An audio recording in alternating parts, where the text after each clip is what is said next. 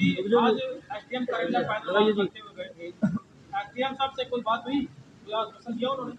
पहले तो सभी पत्रकार बंधुओं का बहुत बहुत धन्यवाद कि आप हमारे दबे कुचले आदिवासी पिछड़ों की जो है आवाज़ बुलंद कर रहे हो और आवाम तक आवाज़ पहुंचा रहे हो।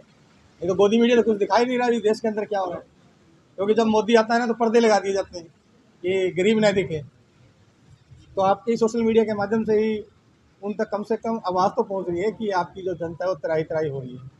अभी एक पत्रकार महोदय ने सवाल किया था कि तारीख शायद उन्होंने वो जामनी फिल्म देखी होगी सनी देओल वाली। भाई हालात तो हमारी वो है, तारीख पे तारीख नीचे से लेकर ऊपर तक भ्रष्ट अधिकारी बैठे, सभी जगह यही हाल है, बुरा हाल हो रहा है। अभी एसडीएम का जो रवैया देखा, ईगो उनका अलग ही घमंड था, एटीट्यूड था। अब कह रहे हैं भाई 1 लीटर और किलो में फर्क होता है ना, लीटर तो भाई 900 ग्राम का होता है, किलो हजार का होता है। वो कह रहे हैं भाई अरे जब आपकी सरकार कह रही है 100 गज के प्लाट देंगे और आप कह रहे 90 गज की रजिस्ट्रियाँ, क्यों भाई? आप 1 किले की रेट दे करके उसमें आधा किला जमीन ले लोगे? नहीं लेंगे। जब आपकी सरकार ने ये वहाँ घोषणा पत्र की है कि 100 गज के गरीबों को प्लाट बांटेंगे, लेकिन आप कह रहे हो कि हमने 90 गज की जो है कब्जा दिया, लेकिन उसके रजिस्ट्री के ऊपर 100 गज का है। तो एसडीएम साहब आप या तो पढ़े लिखे नहीं हो, आपका रवैया ठीक नहीं है, आप भी हमारे समाज से आते हो और जिस कुर्सी पे बैठे हो बाबा साहब की देन है, हमारे टैक्स से ही आपकी जो तनख्वाह है वो आ रही है। लेकिन मैं कहना चाहूँगा मेरे जो पढ़े लिखे समाज के, जो खाते तो बाबा साहब का है लेकिन नाम औरों का ले रहे हैं।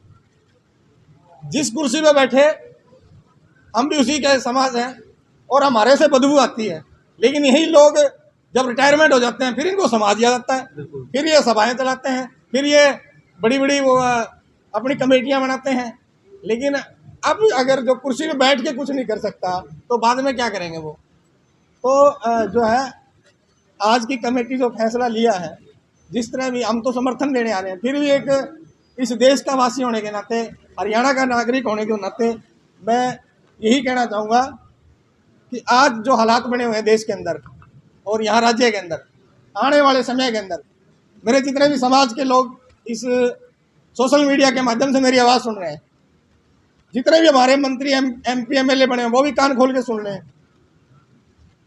जिस तरह से हमारी माताएं बहनें बड़े बुजुर्ग और हम सड़कों पे धक्के खा रहे हैं, ये 3 साल हैं, उसके बाद चाहे आप ये कातिया कुत्ते हैं वो पार्टी से ही चुने जाते हैं और पार्टी की सुनते हैं, हमारे समाज की नहीं सुनते। लेकिन आप समाज का नाम लेकर के अगर इस बार हमारे गांव में घुस गए, सबसे पहले जूताओं की माला हम डालेंगे आपके गले के अंदर जब हमारे समाज के अंदर आप नहीं आ रहे। चाहे वो मंत्री कृष्ण पवार हो, चाहे वो हमारा एमपी शैलजा कुमारी हो, चाहे वो कृष्ण बेदी हो, हमारे समाज के बहुत से एमपी और एमएलए हैं। मान्यवर साहब कांसीराम जी ने एक बात बोली थी कि मुझे जात का नहीं जमात का चाहिए। ये जात के हमारे एमपी और एमएलए बहुत हैं, लेकिन ये कातिया कुत्ते हैं, जब इनको कहे काटो तो काटते हैं, जब इनको कहे भौंको तो ये भौंकते हैं। हमें ऐसे एमपी एमएलए नहीं चाहिए। मैं फिर से कहूँगा मेरे समाज के अंदर हमें पार्लियामेंट में, संसद भवन में, विधानसभा में ऐसे हमारे अम्बेडकरवादी साथी चुनेंगे, चाहे हमें इंडिपेंडेंट आज़ाद उम्मीदवार चाहे क्यों न लड़ाना पड़े। लेकिन मेरे समाज के लोग ये पढ़ लें कि जिस तरह हमें धक्के खा रहे हैं, ठोकरे खा रहे हैं, जिनका राज होता है उन्हीं का काज होता है और हमारा भी राज होगा। हम भी चाहेंगे कि पूरे हरियाणा के अंदर मेरे जितने भी अम्बेडकरवादी साथी हैं, जो हमारे समाज के अंदर कहीं शोषण, अत्याचार, एट्रोसिटी होती है, उनकी आवाज़ उठा रहे हैं, ऐसे साथियों को हम विधानसभा में भेजने का काम करेंगे। ये हमारे मंत्री भी कान खोल के सुन रहे हैं। रोहित जी, हिसार के अंदर जो गणेश की डेड बॉडी रखी गई थी, 8 से 10 दिन जो है धरना चला, और शैलजा की बात करें, जेपी की बात करें और अलग अलग जो बात करें, सभी नेता वहाँ पर आ रहे थे, लेकिन यहाँ पर एक भी नेता नहीं आया, किसी भी समाज से नेता नहीं आया।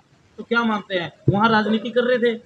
बिल्कुल, वो कहते हैं ना कि बिका हुआ पत्रकार, चुप बैठा विपक्ष और सोई हुई जनता देश के लिए बहुत घातक सिद्ध। वहाँ राहुल गांधी का ट्वीट आया, उसके बाद सभी वहाँ मंत्री संतरी सब आने लग गए। यहाँ क्या है, अभी उनको कुछ इतना इंटरेस्ट नहीं आ रहा। ये 6 दिन से वहाँ पैदल चले, इनका हौसला टूट गया होगा, ये घरों में जाके बैठ जाएंगे। लेकिन मैं कहना चाहूँगा हमारे हौसले और भी बुलंद हो गए।